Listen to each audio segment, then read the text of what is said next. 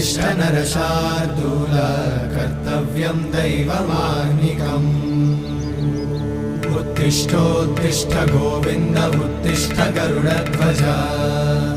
उत्तिष्ठ कमलाकान्त त्रैलोक्यं मङ्गलं कुरु उत्तिष्ठोत्तिष्ठ गोविन्द उत्तिष्ठ गरुडध्वज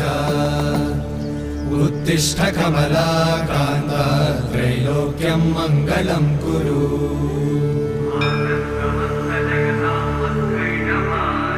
मातः समस्त जगतां मधुकैटभारे